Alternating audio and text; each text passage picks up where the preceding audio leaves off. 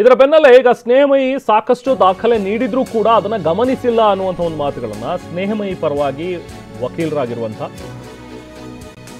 ವಸಂತ್ ಕುಮಾರ್ ಅವರು ಮಾತಾಡಿದ್ದಾರೆ. ಅಧಿಕಾರಿಗಳು ತುಂಬಾ ತರಾತುರಿಯಲ್ಲಿ ವರದಿ ಸಲ್ಲಿಕೆ ಮಾಡಿದ್ದಾರೆ. ಇದರಲ್ಲಿ ನಮ್ಮ ಕಕ್ಷಿದಾರ ಸ್ನೇಹಮಯಿ ಕೃಷ್ಣ ಅವರು ಸಾಕಷ್ಟು ದಾಖಲೆ ಕೊಟ್ಟಿದ್ರು, ಆದರೆ ಅದನ್ನ ಗಮನಿಸೇ ಇಲ್ಲ. ಇದೆಲ್ಲವೂ ಕೂಡ ಪೂರ್ವ ನಿಯೋಜಿತ ಉದ್ದೇಶದಿಂದ ವರದಿ ಸಲ್ಲಿಸಿದ್ದಾರೆ ಅಂತೇಳಿ ವಸಂತ್ ಕುಮಾರ್ ಅವರು ಮಾತಾಡಿದ್ದಾರೆ.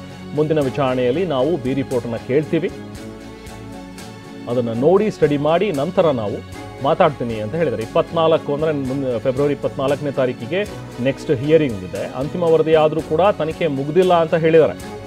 ಇದು ಹೇಗೆ? ನಾವಿನ್ನೂ ವರದಿ ನೋಡಿಲ್ಲ, ನೋಡಿದ್ಮೇಲೆ ರಿಯಾಕ್ಟ್ ಮಾಡ್ತೀನಿ ಅಂತ ವಸಂತ್ ಕುಮಾರ್ ಅವರು ಮಾತಾಡಿದ್ದಾರೆ.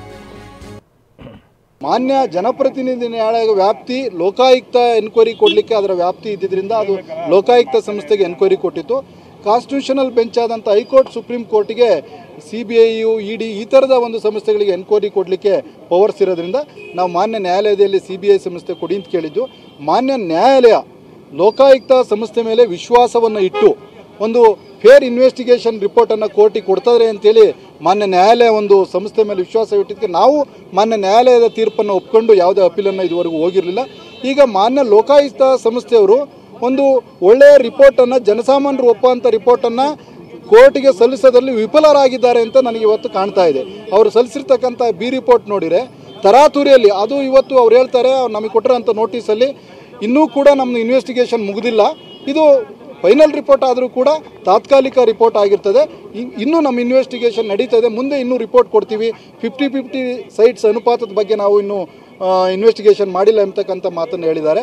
ಹಾಗಾಗಿ ತರಾತುರಿಲಿ ಈ ಥರ ಕೊಡೋವಂಥದ್ದನ್ನು ನೋಡಿದರೆ ಏನು 4 ಜನ ದೂರುದಾರ ನಾವು ಕೇಳಿದ್ದು, CM ಅವರು ಇರ್ಬೋದು, ಅವರ ಪತ್ನಿಯವರು ಮಲ್ಲಿಕಾರ್ಜುನಯ್ಯನವರು ಇರ್ಬೋದು, ದೇವರಾಜ್ ಅವ್ರ ಬಗ್ಗೆ ಅವರಿಗೆ ಕ್ಲೀನ್ ಚಿಟ್ ಕೊಡೋ ಉದ್ದೇಶದಿಂದಲೇ ಈ ಒಂದು ರಿಪೋರ್ಟನ್ನು ತರಾತುರಿಲಿ ಸಲ್ಲಿಸಿದ್ದಾರೆ ಅಂತಕ್ಕಂಥದ್ದು ಮೇಲ್ನೋಟಕ್ಕೆ ಕಾಣ್ತಾ ಇದೆ.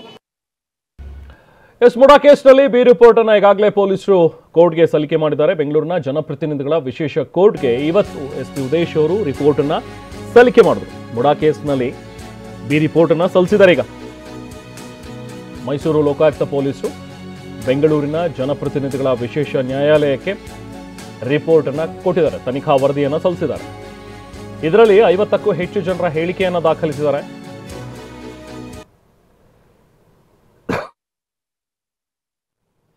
ಇಷ್ಟು ದಿನಗಳ ಕಾಲ ನಡೆಸಿರುವಂತಹ ತನಿಖೆಯಲ್ಲಿ ಯಾವೆಲ್ಲ ವಿಚಾರಗಳು ಕಂಡು ಬಂದಿವೆ, ಯಾವುದೆಲ್ಲದಕ್ಕೆ ಪುರಾವೆ ಇಲ್ಲ ಅನ್ನುವಂಥದ್ದನ್ನು ಕೂಡ ಸ್ಪಷ್ಟವಾಗಿ ಈ ತನಿಖಾ ವರದಿಯಲ್ಲಿ ಹೇಳಲಾಗಿದೆ. ಇದರಲ್ಲಿ ಪ್ರಮುಖವಾಗಿ CM ಸೇರಿದಂತೆ ಅವರ ಪತ್ನಿ ಪಾರ್ವತಿ ಆಗಿರಲಿ ಅಥವಾ ಅವರ ಬಾಮೈದ ಅಂದರೆ CM ಬಾಮೈದ ಆಗಿರುವಂತಹ ಮಲ್ಲಿಕಾರ್ಜುನ ಸ್ವಾಮಿ, ಜೊತೆಗೆ ಜಮೀನಿನ ಮೂಲ ಮಾಲೀಕರು ದೇವರಾಜ್.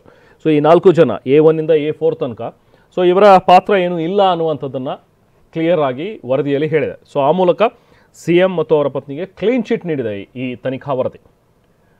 ಸೊ ಇದು ಹಸ್ತಕ್ಷೇಪ ಇದೆ CM ಸಿದ್ದರಾಮಯ್ಯ ಅವರದು ಅಥವಾ ಅವರ ಪತ್ನಿಯವರದು ಅಂತ ಹೇಳೋದಕ್ಕೆ ಯಾವುದೇ ಸಾಕ್ಷಿ ಪುರಾವೆಗಳು ಇಲ್ಲ.